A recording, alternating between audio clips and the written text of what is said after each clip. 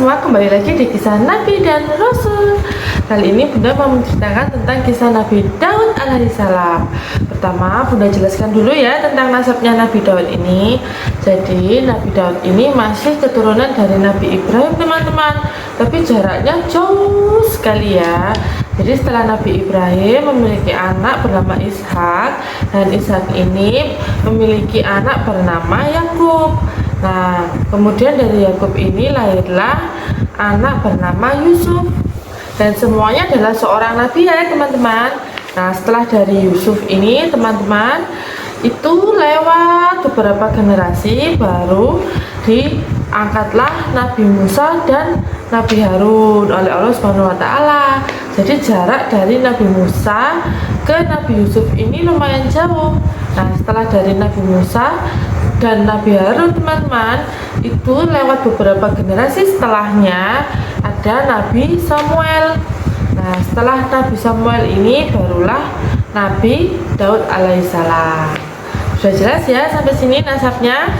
Ya, setelah itu kita lanjut ke kisahnya. Jadi di saat Nabi Samuel ini berdakwah teman-teman di Bani Israel. Nah, kita tahu kan Bani Israel itu dari generasinya Nabi Ibrahim alaihissalam. Nah, Bani Israel ini teman-teman itu diusir dari Palestina oleh raja yang bernama Raja Jalut. Nah, Raja Jalut ini kafir. Nah, Bani Israel ini diusir. Kemudian Bani Israel ini sebenarnya akhlaknya ya ada yang beriman, ada yang fasik seperti itu. Kemudian datanglah Bani Israel ini ke Nabi Samuel untuk meminta pertolongan. Nabi Samuel, tolong utuslah seorang raja supaya memimpin kami untuk berperang melawan Raja Jalut ini, teman-teman. Nah, Nabi Samuel pun berdoa kepada Allah Subhanahu wa taala sehingga Allah memberikan wahyu bahwa yang akan menjadi raja untuk memimpin peperangan ini adalah Talut. Tapi kalau dibaca bacanya Tolut ya teman-teman ya. Oke.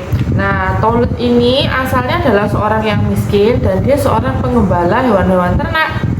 Nah, karena Tolut ini bukan dari suku-suku yang biasanya menjadi raja di Bani Israel, otomatis oleh Bani Israel ini ditolak tentang. Loh, ini kan bukan dari suku yang biasanya menjadi raja pemimpin kami. Wahai Nabi Samuel, kami nggak mau, coba cari yang lainnya. Kemudian dia kan juga orang miskin, dia nggak punya harta kekayaan. Tetapi setelah itu datanglah dua malaikat yang menobatkan Tolut ini menjadi raja. Akhirnya diterimalah Tolut menjadi raja di kala itu untuk memimpin peperangan ya teman-teman. Kemudian setelah Tolut ini menjadi raja, akhirnya Tolut ini mulai mengumpulkan Bani Israel untuk diajak pergi berperang menuju Palestina.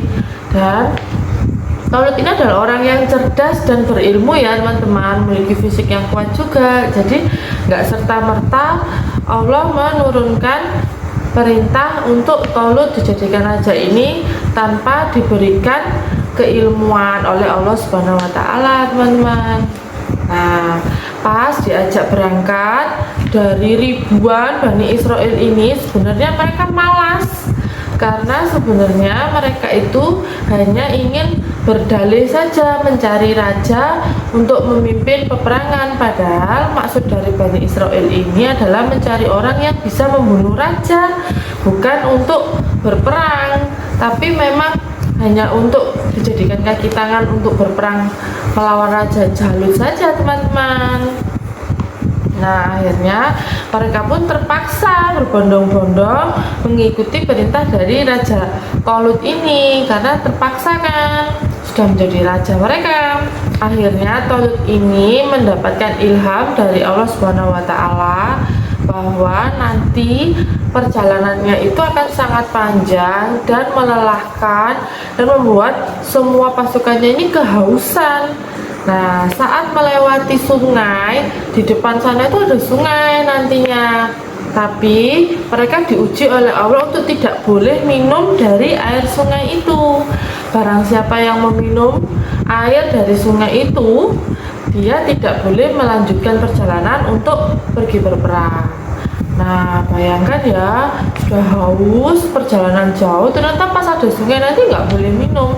Sudah diingatkan oleh Allah Subhanahu wa Ta'ala untuk nggak boleh minum. Nah, ini sebenarnya adalah ujian untuk mencari siapa orang yang beriman, yang siap untuk berperang, teman-teman.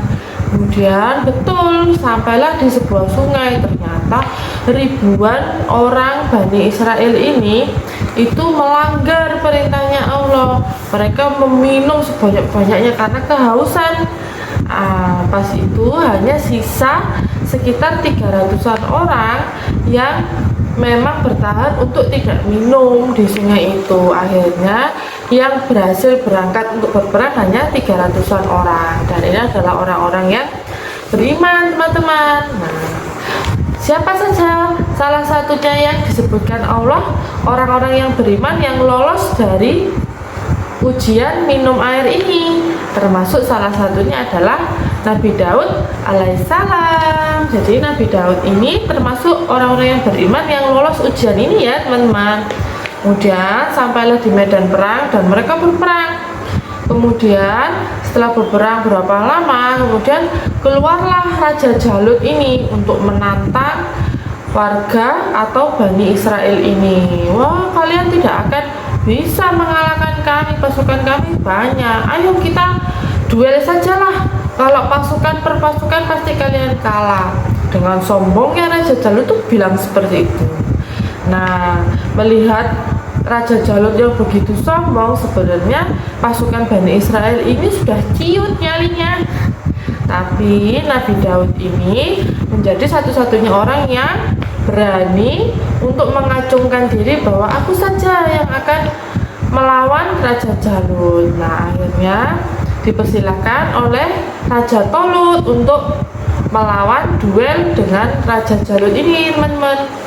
Dan kuasa Allah, ternyata Nabi Daud ini menang melawan Raja Jalut ini.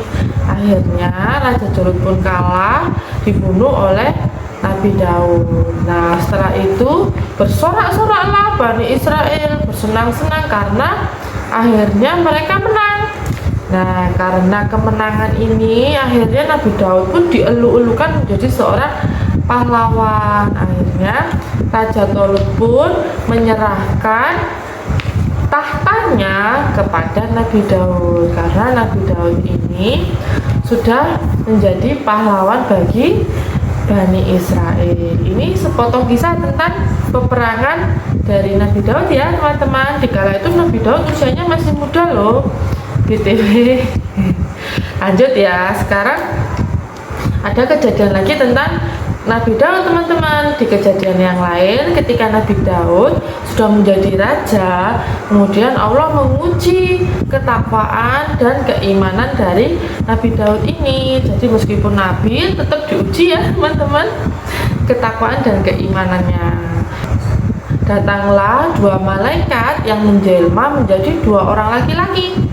Nah, ingin menemui Nabi Daud yang sedang berhalwat, sedang beribadah. Nah, teman-teman, ketika Nabi Daud ini menjadi raja, beliau itu sudah memerintahkan pada pasukannya, pada pengawalnya, supaya di hari-hari tertentu, di saat Nabi Daud ini beribadah, tidak boleh ada masyarakat atau warganya yang meminta bertemu kepada Nabi Daud. Jadi ada hari-hari khusus di mana Nabi Daud beribadah, ada hari-hari khusus di mana Nabi Daud menerima laporan keluhan dari rakyatnya. Nah, di saat beribadah ini ternyata malaikat datang menjadi manusia dan memaksa untuk bertemu dengan Nabi Daud. Tapi sama pengawalnya kan dihalangi. Nah, tapi nggak mungkin bisa kan melawan dua malaikat ini. Nah, malaikat ini pun lompat melewati pagar, melewati tembok dari tempat Nabi Daud berhalwat. Kemudian Nabi Daud ketika ditemui oleh dua laki-laki ini kaget, kok bisa mereka ini masuk ke tempatku berdoa sementara di luar banyak pengawal. Nah, kemudian ditanyalah, ada apa kalian kok sampai lompat tembok istana seperti itu, ada masalah apa?